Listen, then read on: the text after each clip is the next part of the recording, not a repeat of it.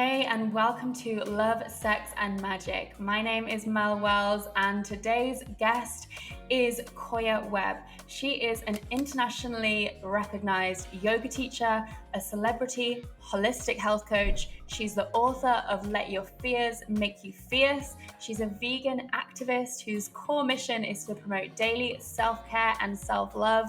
And she's a former competitive track and field athlete.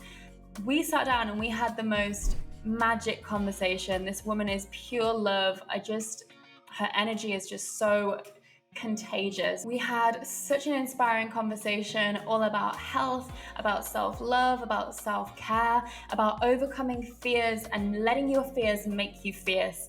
I absolutely loved this episode, so definitely enjoy, make yourself comfortable, and let's do it. Koya, thank you so much for joining us on the show today. Thank you for having me. It's a very exciting time.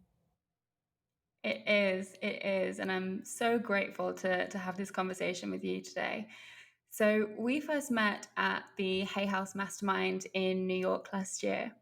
And you're someone that I instantly clicked with. Your energy, your aura, your massive smile.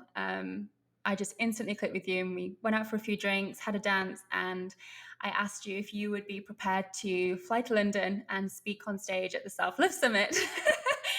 And even though we had just met, you said yes, and you did, and your talk was absolutely amazing. You blew everyone away. You did such an incredible job. Everyone still reminds me and talks about your meditation that you gave on stage, and then afterwards we went and got massages at that Thai place together, which was so fun. So yeah, it's really great to reconnect and have you here. Yeah, it feels really good. I mean, I just try to follow the energy.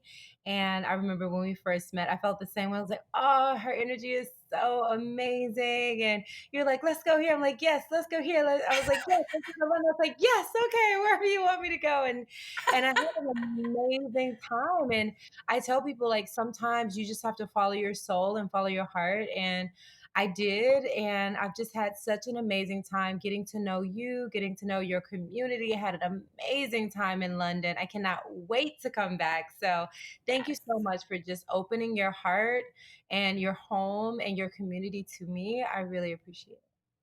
Oh, you're so, so welcome. And we'll have to get you back next time as well. Yeah. So, I'd love to start with your story because I absolutely love hearing your journey getting into the world of spirituality and self love, because your story is really quite unique. And I'd love if you would share that with us how you went from someone who was shooting for like real Olympian style that was your goal, that was your success mapped out for you, to now running meditations for hundreds of thousands of people around the world. Can you talk us through what that journey was like for you? Yeah, it's kind of bittersweet, but then as long as it's sweet on the end, it's always good, right? And I think for me, just knowing from a young age that I wanted more than I was experiencing was really where the seed was planted. And growing up in the South, I'm from Humboldt, Tennessee. I was raised in the country of the South, so that's even more Southern, in a trailer of all things. And so it just was like Wow. not that much space. We really didn't have much. I remember hoping for real milk instead of powdered milk. I remember hoping for my own clothes instead of hand me downs. And so growing up with humble beginnings really made me appreciate and value things and people. And I feel like I still have that to this day. So I am so grateful that I just didn't have things handed to me when I was younger because it really made me value every single thing I have. And it really made me value the love and support that I have in my life and the people that will get you through anything, no matter how hard. But growing up like that, I was like, I just want to get out. I just want to get out of the country. I just want to see the world. I want to travel Yeah. to help people. Like I'm an empath. I didn't know that when I was younger. All I know is like I hated seeing people in pain. When other people was in pain, I was in pain. When I went to hospitals, I felt so bad, and I didn't know what was going on then. I didn't know that until like of course decades later. But I was like, "Ooh, I want to help people, but I don't want to be a doctor or a nurse because I can't stay too long in hospitals without getting super emotional and it overwhelming me." So I went through school, running to catch the bus, riding the bus to school. And, I tried out for cheerleading, didn't make it. I tried out for basketball, didn't make it because really I couldn't go to practices. I couldn't train because I lived in the sticks, right? And so finally I tried out for track and field because all you have to do is run around in a circle. And I made it. Everyone was me, which is why, the whoever's left, right? And so, but I loved it. I loved the feeling of belonging to something, and I love the feeling of being able to better myself each day. And so I got better and better at track and field. Went to state my freshman year, went to state. And after that, I was begging my coach, can you please get me on the basketball team? Because, no one cares about track and field. Everyone cares about basketball. And my coach was like, I'll do my best. And so he literally told the basketball coach, like, I know she doesn't have experience, she hasn't played, but she's really great at defense. And so, and we had a losing season at that time. So they're like, okay, she can ride the bench. And I was like, yes, I can ride the bench. I'm on the team. And I was so I love excited. that. I love that attitude of just making it happen from such a young age. You were like, I see how I'm not where I want to be, but if I ask and if I make it happen, there's a possibility. Like a lot of kids wouldn't have that confidence and wouldn't have that drive at that young age.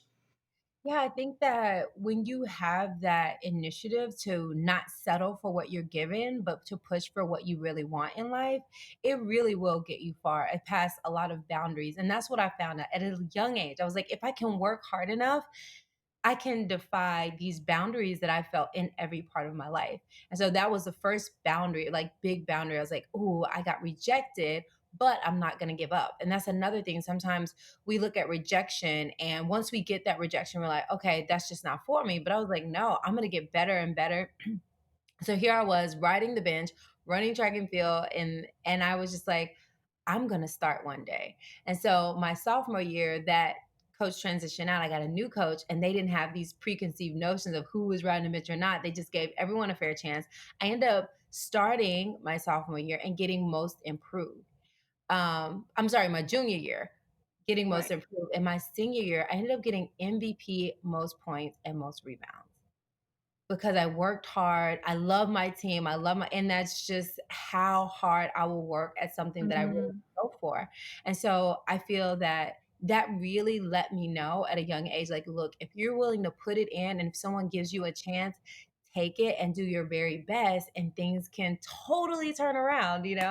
And so Yeah. after that, still I was well known for track and field because I was running and I was getting all my strength and athleticism from track. And so I got all these offers for colleges, but I chose to stay close to home. And I went to UT Martin my first year. Oh my goodness. Let's talk about this freshman 15. Girl, I graded the freshman 25. I was like, free food. And we got a cart. We can eat all the food we wanted. I had pizza and pasta and girl, everything that Yeah. I could eat, I ate. I think everyone goes through that phase, at that age. It's just because you're like living away from home for the first time. You can have whatever you want. You like discover takeouts, and you're like, this is the best thing ever. Going out, getting drunk. I think it's got to be done. I feel that, especially at that young age, you really don't know boundaries and you really don't know, like, oh, I'm doing all these things because I feel like it's good to me and I like it.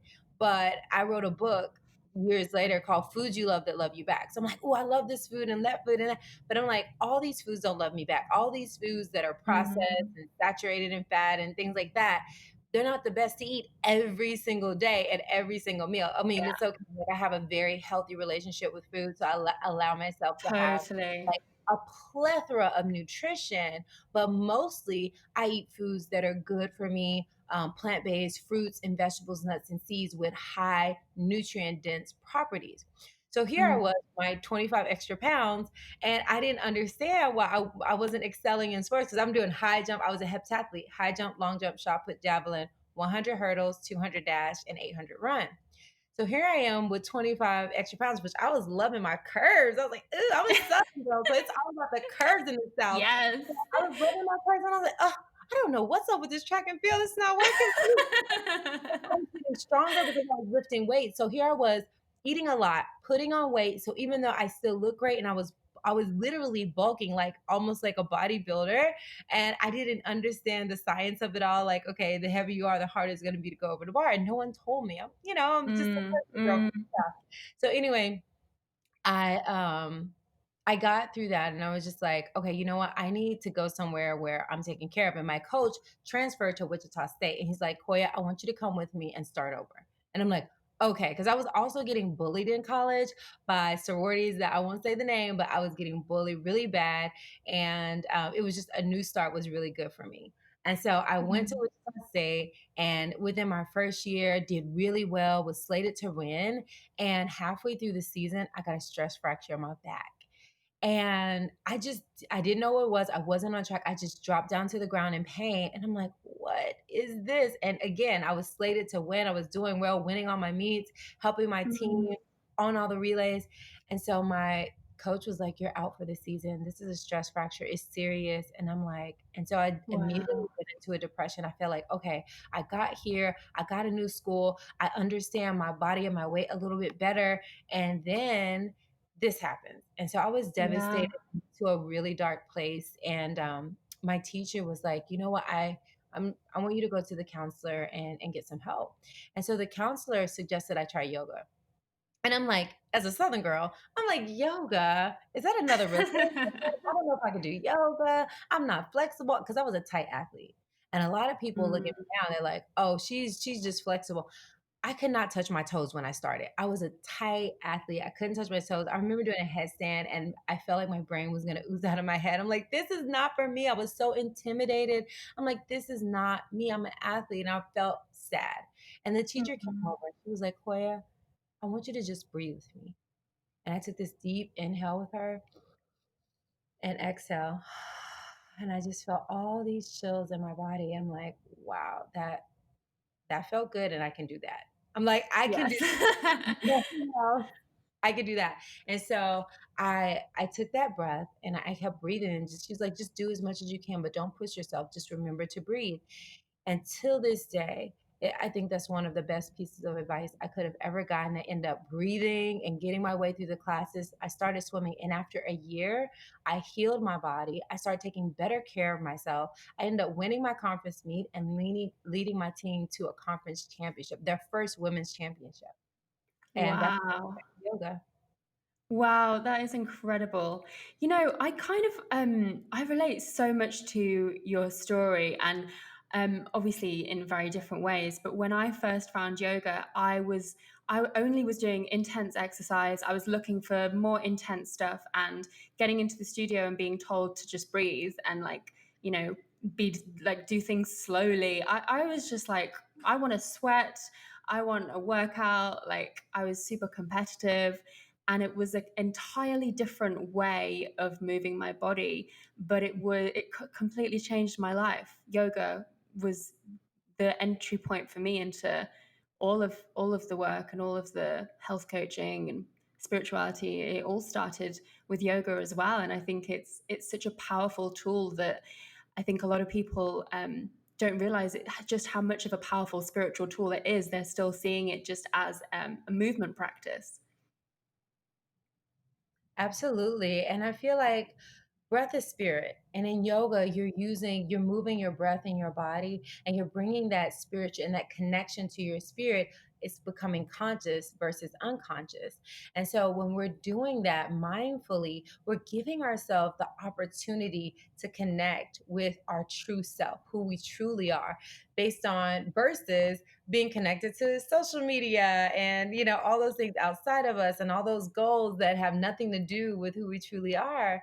And so when we go to the breath and when we go to yoga, we are reminded you are loved, you are whole, you are complete, you are valued. And we start to Yeah. remember who we are, and everything that flows from that space is love. Mm, Yeah, so beautiful. So you're really known now for self-love, and obviously your journey since you found yoga has, it's been obviously ever evolving. When you first found yoga, when you were going through that depression, what was your relationship like with yourself? Did you have any love for yourself? Were you beating yourself up? Where were you at that stage? I thought I loved myself. Yeah, like most people, I thought I adored myself, and I was taking myself, like, practicing, studying. I ended up graduating with a 3.8, so, like, grades were important to me, so I would lose sleep. It was nothing for me. Most of my 20s, I only got 4 hours of sleep or less. And I heard the podcast that said, "You need to lose sleep, and what are your competitors doing while you're sleeping? They're getting ahead." And, I was like, "Okay, lose some sleep and get work done." And so I thought I was working harder, not smarter. I thought that I had to work so hard, and I wasn't giving myself enough time to recover. So although I thought I was loving myself, I didn't know what true love looked like. But true love looks like balance, not perfection, not ticking all the boxes and getting all right and being perfect in all my rituals, but knowing what I need for my body to rest, recover, and regenerate. And so now that I know those things, that's what I teach my students and my community. It's just like, look, don't feel like I'm going to give you all these resources. Don't feel like you have to do them perfectly. Just know you have to have balance. And the body is, it can be acidic or alkaline. And the things that are acidic are stress. Even if you work out too much, if you work it out, you're making acidic environment in the body. If you're stressed too much, whether it's good stress or bad stress, you might be getting a new car, getting a new house, getting a new baby. You think positive, positive, positive, but it's like positive stress, positive stress. Mm. It's still acid in the body. And so what balances that out? Breath work, yoga, journaling, breathing, time in nature. All those things are alkaline. And so the thing is, it's not that you can't have any stress. It's just like you just have to balance it out with the things that are like alkalizing to make sure you have a healthy terrain. The world is a delicate balance. Nature is a delicate balance. This goes all the way back to the Lion King, right? It's all about maintaining balance and harmony versus perfection, overachieving, or being stagnant and doing nothing because you feel like you can't get it right or you can't get it perfect. So Mm. I just encourage people, just love yourself by giving yourself and learning what you need to be your best self, and try to be that most of the time. I love that advice. It's something that I'm really big on saying about self-love is that it's not just about self-acceptance, it's about like actively giving to yourself, actively doing things for yourself out of love. Love can be a verb as well. And it's these daily actions of love that really add up. So can you give like some of your like favorite things that you do for yourself, like favorite acts of self-love that you've grown to love over the years? Absolutely, and love is definitely a verb. And one of the things that I love to do is just spend time in nature. So in the morning, I like to go outside on my balcony or go outside wherever I am and just inhale like good, clean air. I love to journal. So just write and get my feelings out, maybe some ideas or ways I'm feeling, whether I'm happy, sad, frustrated, angry, whatever. Just like Mm. really write it and just get my feelings and emotions out on paper. And then I love to meditate at least 20 minutes in the morning. And I do so many different meditate. I do guided meditation, I do hypnotherapy, I do breakthrough breath work. I love meditations, and I love it to be different. Sometimes it's just Vedic meditation where I'm just sitting saying a mantra. So it's a plethora of ways and tools that I use depending on how I'm feeling, that I use to get me back to that balance. Right. And then I love yoga, and I love different types of yoga too. So I like Ashtanga, which is like kind of fierce and fiery and a bit intense. I like Yin. I love Vinyasa Flow. And that's what I teach because I feel like it's more nurturing for everyone. And you can take it hardcore or you can take it really laid back with a lot of Yin in it. So it's like a mix of all the worlds. So I do about anywhere from 30 to 60 minutes of yoga. And then I just like to just hydrate, drink a ton of water, is my ritual with lemon or lime every morning, just hydrate my body, and then just practice gratitude. Like, I just close my eyes. I'm like, I'm so grateful for my life. If something happened, I just, just in every cell of my body, I try to feel gratitude in every cell of my body. And so that's what I do every morning. There's a lot of things that I do, but those are the things I try to do every single morning. I love that. I'd love to know because obviously going from a really athletic background where it's obviously very competitive and disciplined, like I'm imagining that you had to be pretty disciplined in all of your training. Do you now feel like with your movement and your practices, do you have that same level of discipline or are you much more kind of like intuitive and if you miss a day, it doesn't really matter and kind of go with the flow?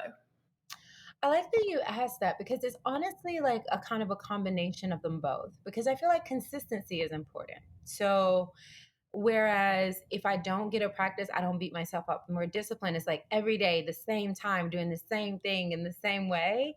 And Hmm. especially that was my Ashtanga practice is like every day at 6 a.m., and I'm definitely like that. But I am consistent. So I will do something. It might not be the same thing, or I might skip a day here and there. And I feel like that gives me more freedom. But more time than not, I think because I give myself that leeway, I'm more consistent because I'm not making it mandatory. I'm listening to my body when I need a day off, but I am consistent and I try to do it most days because I know the benefits that come from it.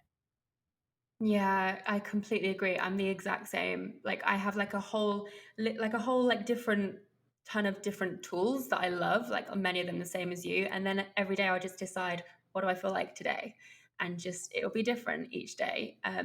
But I think when you have like a pressure on yourself to like do the exact same thing every morning and have this really same routine every single morning and or like I've got to go to yoga, you know, 6 times a week, or I've got to do this workout every single day.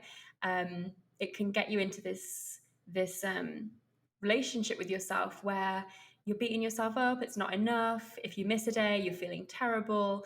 So I think that's like such an important part of self love, really, isn't it? Like have all the practices, be consistent, but just be kind to yourself because we're all human, and sometimes it's just like it's just not happening. Absolutely. And again, you're creating an acidic environment anytime you're stuck in those lower vibrations of anger, guilt, shame, like any of those is just creating more acidity in your body. And so and I'm not perfect. I'll catch myself like, oh man. And I was like, oh, it's okay. I just have to Yeah. remind myself, like, I'm not gonna make myself any healthier by beating myself up, whether it's what I ate or what I did or didn't do, or if I got really frustrated and angry and I let it carry on for 24 hours or 3 days, I try to say, well, it's valid and I have a right to be upset and angry. And I allow myself to experience my emotions versus spiritually bypassing and saying, oh, everything's good and everything's perfect and everything's great when it's not, And I think Mhm. thing that I had to learn because I had to understand that when you stuff emotions, it still lives inside of you and it actually lives inside of your cells. And your Mhm. cells don't forget. And unless you go in and heal that again acidity in your cells, it's gonna live within you. And one day you'll be in pigeon pose in yoga class and start crying. You're like, where is this coming from? It was that emotion that you stuffed down like 2 years ago, And so Wow. I encourage people just to process those emotions as much as you can. And if you don't worry. Just keep doing your yoga practice. It'll come out eventually. So good. Love that attitude. Yeah, I just feel calm and like I'm taking care of myself just by speaking to you, Koya. You have such a great, like such a soothing energy. I feel like I've just come out of a meditation just from having this conversation with you. That makes me feel so good. Thank you. Thank you. Yeah, no, you have such a great energy, honestly. You can really tell that you are someone that does the inner work and it radiates out. So I'd love to talk a little bit more about food because I know a lot of my audience will want to know. You know, you've spoken about alkaline foods and acidic foods. You've spoken about how before you gained some weight, you were eating a lot of takeout food, and that didn't feel so good. What's your lifestyle like now around food? Are you fairly intuitive? Is there consistency? Are you vegan? How do you do your food? Yes, I am vegan. I've been vegan for 15 years and I've tried everything. I've tried paleo and I've tried so many the paleo and what do you call it? South Beach and all kind of fast and things like that. And and what I realized, because I went to IIN, the School of Oh, same. Nutrition. Yeah. And so what I loved about the school is that they didn't tell you any way to be. They just let you Mm, explore all the different diets and all the different ways, and you got to make your own decision. And I think that's the way I approach it. And after looking at all the plans and all the pros and cons, I realized the thing most of them have in common was fruits and vegetables are good for you. And we studied the blue zones, and like most people in the blue zones are eating lots of fruits and vegetables and having time in nature and building community. And so I was just like, yeah, I mean, it really validated. I was already vegan at the time, but there was a lot of people switching and going back. And during my vegan journey, when I first started, I had gas when I first started because my body didn't have the enzymes to digest my food, and I had to learn about food combining, and I had to learn a lot about how our body processes food. And most of us don't have that knowledge, and we don't learn it in school.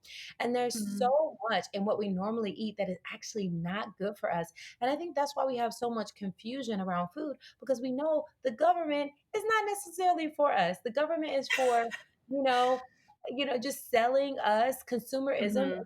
selling us products, and they don't care what it does to our body. And now I think people are wising up and saying, okay, I can't just eat it because someone told me it was good on TV because they're trying to Yeah. sell their product. I really have to look into what is good, really good for my body. But Mm, there's so much, not everyone is getting it, even though more people are coming around. And so I think learning that fruits and vegetables are the best for my body, that is what I eat most of the time, even because I could be vegan and still eat all processed food. So for me, I'm vegan because it's great for the environment. It's great for people starving around the world. I truly believe a plant-based vegan diet is going to help the economy overall start to thrive and get mm, better and better. So that's why I am vegan.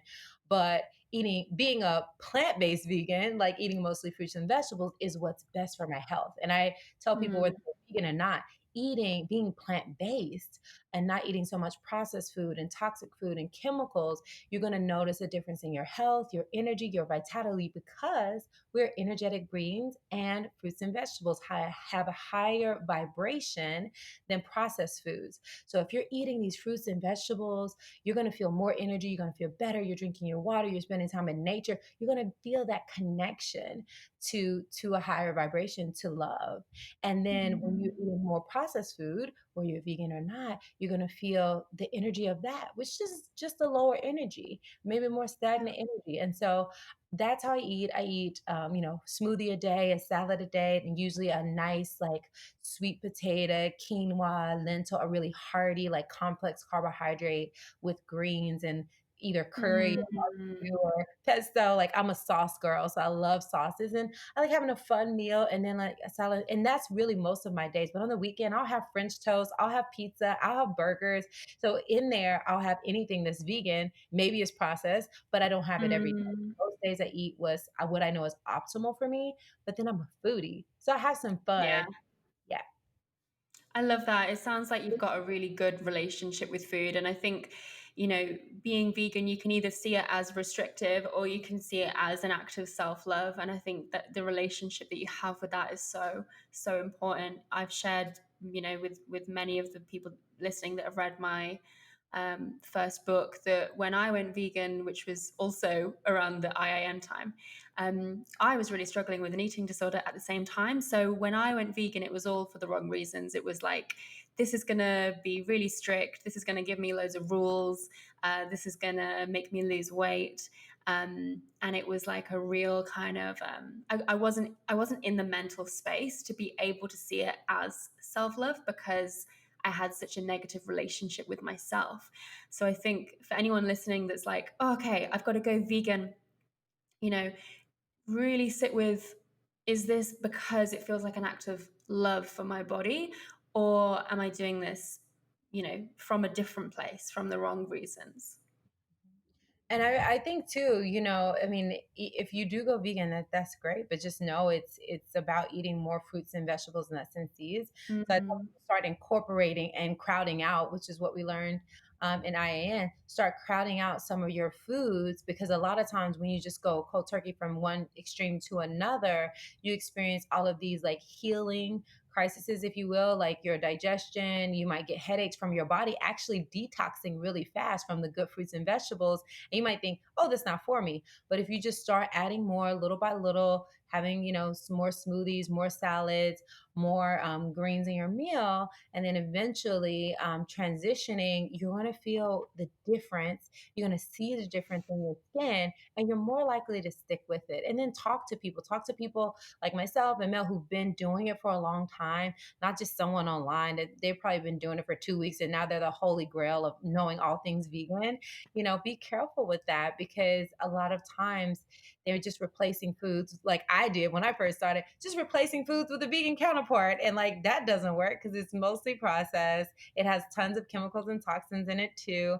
And so, you want to be careful. So it's really good to find a guide, a community if you're going to make that transition, so that you can ask questions and that you feel nurtured and held. And I think community is something that I've really been talking about with my community, because I know especially at this time we're going through so much in the world, and we're in our homes mostly, and so one can very much feel lost or alone, especially if they're trying to do something like optimal health and change their life and become more spiritual and more conscious of their nutrition.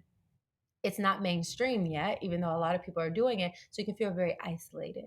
So get in groups. I have Mel's beautiful family here, and I have my Get Loved Up family. Love yourself, love others, love the world, and just find nurturing communities. Find three or four or Mm. five of them that really give you something different. And that way you don't feel alone and you feel like, I got this. And when you feel like down on yourself, or maybe you've been judged, or maybe your family doesn't get it or understand, you can reach out to people in that community and get the support that you need. Totally, totally. And yeah, exactly as you said, it's not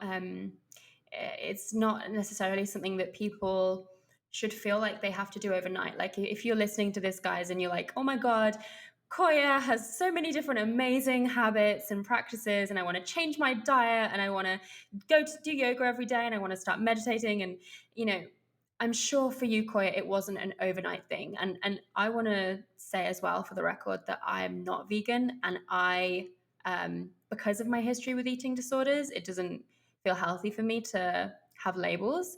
However, if I was to look at my lifestyle, it's mostly fruit and vegetables. Like you said, it's mostly nature, and I love how you shared that it's all energy. Like the food that we eat is nature, it's energy. So the closer to nature we get, the better we feel, because we are nature at the end of the day. Um, so yeah, if people are listening and they're just like overwhelmed with all this stuff, like how can people start small? Should they start with meditations? Should they start by looking at their food? Where does someone start if they're like, I really want to do this, but it just sounds too much, like I'm stuck. Where do I begin? Just go with what feels in the highest vibration for you. So what is something that we said that you felt every cell in your body turn on? That's for you right now. And if something we said and you're like, I don't know about that, just wait on that one. Do what makes you feel alive. Do that first. And so Mm. if it was the food thing, then go ahead and try the food thing. If it was meditation, I have free meditations on iTunes and Spotify, 10-minute meditations, guided meditations for beginners. So that's a good place to start. And just, books, and start reading books on what you're excited about doing. And again, start building your community. Community is everything in education. Educate yourself on what you're doing instead of just blindly following. Look for books and community. That would be the number one thing. And just take it one day at a time. And when run against a roadblock, share your roadblock, reach out, get a mentor, talk to people about it. But whatever you do, just don't give up. Don't give up on yourself, and know that, it's going to be challenges, but challenges are not meant to defeat you. Challenges are meant to make you stronger. And that's what my book is about. Let Your Fears Make You Fierce is about turning common obstacles into seeds for growth. And so anytime you have an obstacle, instead of like, okay, maybe this is not me, okay, I can't do this, you think, okay, I'm having this obstacle. Let me share this obstacle, or let me share this frustration with someone and see if they can relate. And it's just a conversation, because again, everything is happening for us, not just to us. And so when we look at it in that way and we figure it out, we actually grow from it and we can become healthier people overall. Yeah, perfect. I just wanted to talk about your book next. Let Your Fears Make You Fierce. I want to know, like, what are the biggest fears that you had to face that made you as fierce as you are today? Oh my goodness. The biggest one I'm facing now is just like standing up for myself, you know? And as a woman and as a woman of color, it's just like so many doors have been shut in my face. And I feel like there's been so many times that I just want to give up. And I'm just like, oh, this is so hard. Why do I have to work like 20 times, 40 times harder at things to like just to move forward an inch? And Mm. when I stopped feeling down on myself and this was and just made the decision, I am here to love and grow and I deserve the best things life has to offer and I'm going to do my best. So when I changed my attitude to I'm not a victim, I'm a creator, and that's a whole chapter in my book, and realizing that things aren't happening to me, they're happening for me. So then when I got a challenge, I was like, all right, how is this challenge meant to grow me? How is this challenge meant to make me a better person? What can I do? What tools that I need? What book do I even need to read? What resources do I need? And I became a creator. And so that's what I am now. When things come my way, I'm like, what can I create? How can I turn these lemons into lemonade? I'm a chef. I'm like a chef of life, you know? Just bring those lemons on. Give me some sugar. I'm about to make some lemonade. I don't have time for just sour lemons. Oh my God, I absolutely love you. I love that so much. Okay, someone's listening and they're like, I hear you. I want to do this, Koya. I want to stand up. I want to stand up for myself. I want to stand up for my fears, but it's just paralyzing. I'm paralyzed by the fear. Like, what can I do? What's like a small step? I think the small step, we mentioned it before, is just breathe. Because remember, breath is spirit. And when we get paralyzed, what happens is we stop breathing or we stop breathing fully. So taking deep breaths and then breathing into any place in your body that's being blocked. In my book, I talk about the chakra system and I talk about, right now we're all experiencing that root chakra uncertainty and insecurity about like what's happening and when is it going to happen and when is it going to be over. And so when those lower chakras of like the root and the sacral and these energy centers in our body feel blocked, you don't have to even know what I'm talking about. Because if you haven't read the book or if you haven't studied the chakra, you're like, what is she talking about? But when you feel that gut feeling in your stomach, breathe into it. When you Mm. feel that block in your throat, put your hand on your throat or put your hand and just take a deep breath and breathe into it, because that's an energetic block that's happening because of what you're experiencing in the world. Again, you can dive deeper in it, in the book, and learn other things you could do, like writing and time in nature and stuff like that. But basically, you have to keep yourself alkaline. You have to keep yourself healthy. So whenever you're feeling like, oh, I can't do this, usually you've gotten a lot of no's. Someone else told you couldn't, or maybe look, you're comparing yourself with a million other people saying, I can't be like them. Because the truth is, we are all amazing and great in our own unique divine way. And so that is the truth. So anything opposite that is an illusion. And so when you do what I like to do, which is build your love bank. What I do is I take a container, or I like to use a mason jar, and you write down on the piece of paper 10 things that bring you joy. So maybe it's time in nature, playing with animals, singing to the top of your lungs, a bubble bath, a massage, whatever it is, just write them all down. And whenever you're feeling stuck, whenever you're feeling blocked, just start pulling things out of your love bank. This is your love bank. And when you love yourself up, when you get loved up, then you start to feel better and you start to raise your vibration. When your vibration is higher, you have more confidence in yourself and you can deal with some of those challenges a little bit better. But when you've been hit and hit and hit, maybe you had, this bad thing happen on top of bad thing and bad thing, that's really what knocks us down. So we got to start climbing back out of that. And it doesn't mean we have to have everything figured out or know why these bad things happen. Nope, don't even worry about it. Bad things happen. It's part of the human experience. We have to realize that we have all the tools that we need within us to look those things in the face and realize that fear is our friend. Fear is showing us different places within ourselves that need more love, that need more attention, that need more affection. And so we look at fear as our friend and say, okay, fear, what are you trying to tell me? What are you trying to show me? We become empowered. And when we're empowered, we can get over those fears and move into being fierce. Yes. Oh, you're such a goddess. Every single word. What are you really excited about right now, Koya, in your life, in your work, just in your world? I'm excited about world change. I'm really excited about, really being a voice and, ending systematic oppression and really coming together to really love one another and understand one another. I feel like we're in a place where we have to acknowledge our world pain, and we have to acknowledge that things have not been fair and healthy in the world, and that we have the tools to re-educate ourselves and do better.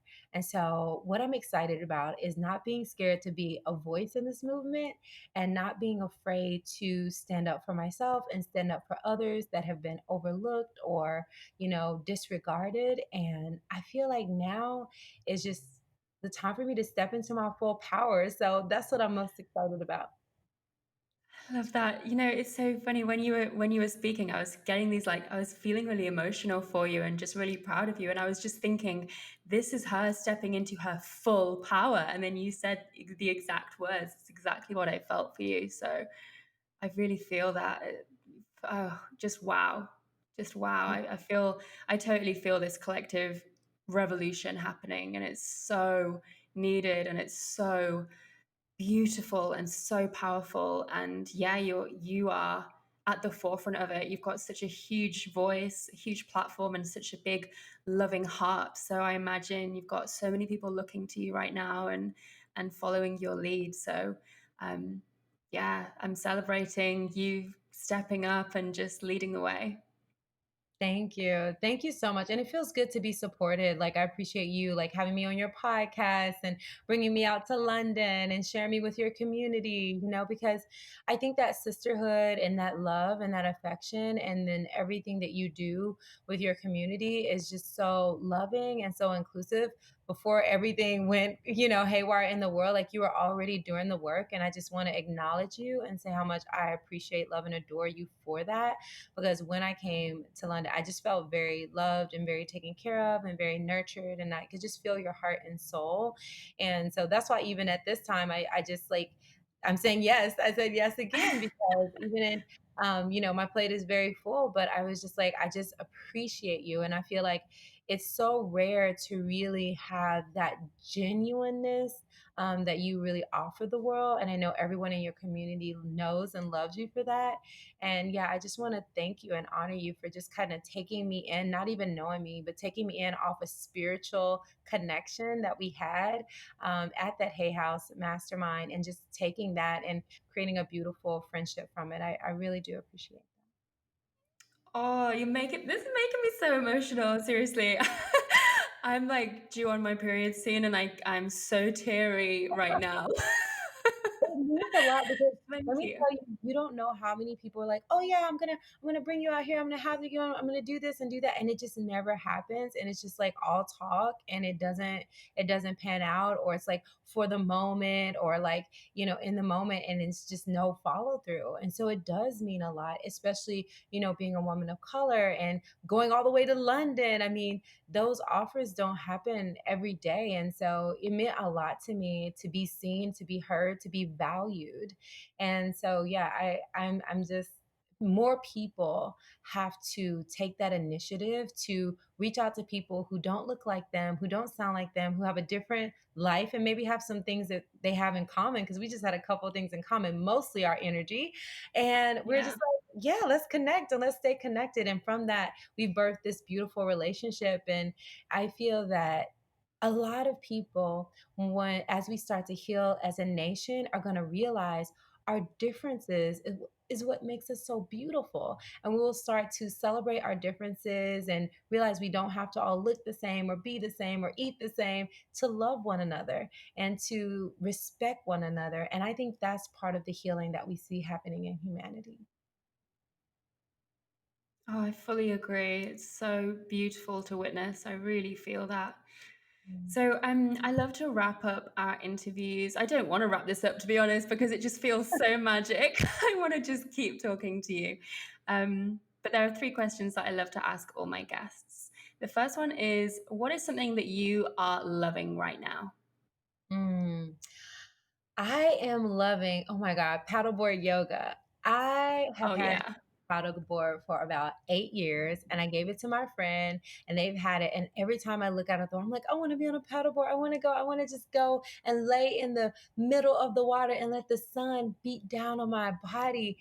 And so about a month ago, I started taking my paddleboard out and just singing to the top of my lungs in the middle of the marina and paddling and laying out on my board and doing and that has been lighting my soul up. It feels so amazing.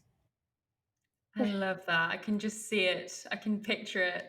Just this big beaming smile, this ball of energy just on this board. I love it. And people are Next like, question. "Mermaid, you're a mermaid. Hey," do Yes. the yoga thing, and then, it's pretty funny, but I'm in another world.